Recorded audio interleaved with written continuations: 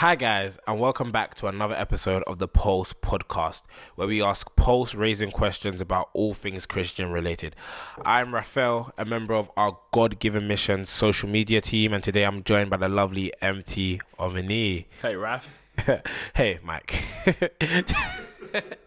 Today we'll be discussing why do Christians remain sick after praying for healing, fasting, and all of that kind of stuff. Is it that some of us are not meant to be healed? Yeah, good question. Does this come from like a personal place? You have any? I can't think of any off the top of my head, but I've read stories and watched videos of people who, I found out they're terminally ill, and I found peace in that and said that it's their sickness that has brought them closer to Christ, and that, they believe that their purpose in this life was to be sick and that they're not gonna be healed from this thing. So it's like, that goes against everything I've been taught. I've always been taught that if I'm sick, you pray for healing and you get healed. So yeah. Well, I mean that's a personal example, of course, but I would struggle to think anyone's purpose is to be sick. Yeah. God uses sickness, and we can talk about that in a minute.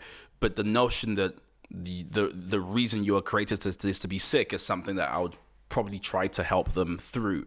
I'm going to address this head on because people often kind of dance around this question. I don't believe it's God's will to heal every single person physically.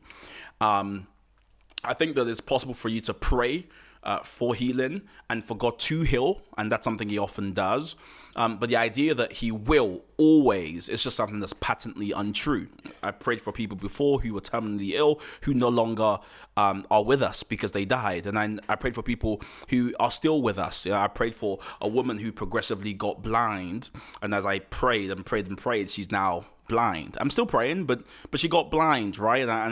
But this happened the other way as well. I prayed for someone who was hard of seeing, but now can see perfectly. So I've got examples of prayers that I answered that God moved. Sorry, prayers that I prayed that God answered, and he moved in the way I would like him to, but equally in the other way too. I think 1 John 5:14 is helpful in answering this question. I'll read it to you. And this is the confidence we have towards him being God, that if we ask anything according to his will, he hears us. That is to make it very clear that God has a will in all of this. And so the way it works isn't that God's some sort of genie, and so if we ask him for something, he must do it and he will do it, and that's how it works. That's clearly not the case. Instead, God acts, and I don't know how he does it, I don't know why he does it, but I do know that God has a purpose. James lets us know that. If it was God's will that everyone be healed every time they pray, then everyone would be healed every single time they prayed or they got ill. In fact, you'd question why we even get ill in the first place if we're just meant to be healed from it.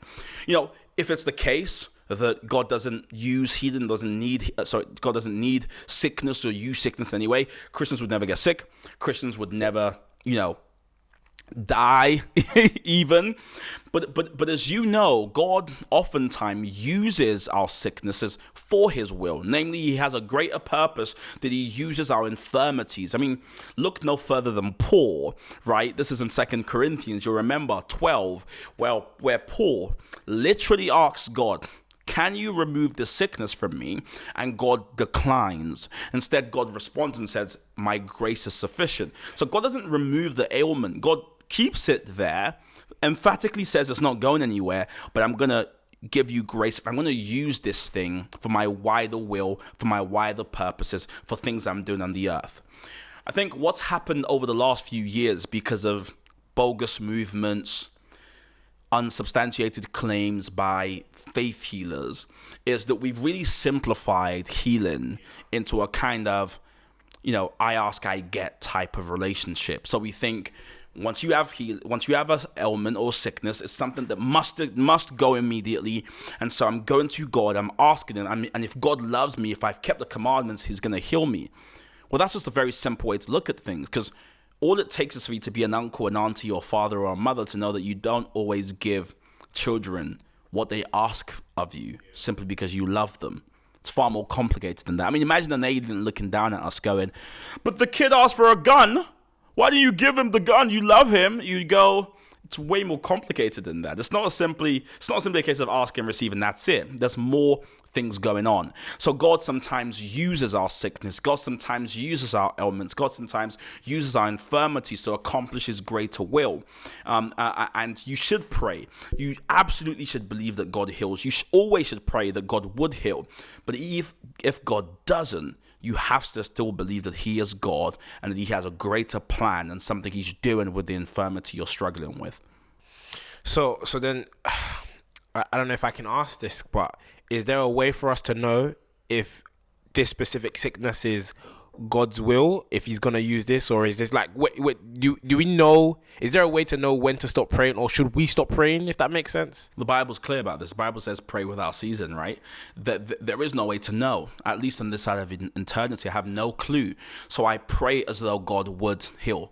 I pray as though God will heal. I earnestly desire it. I continuously tug at the hem, just saying, God, do something, God, do something. And I keep on praying, because that is how you know you're alive, and your faith life, if active, is the degree to which you pray.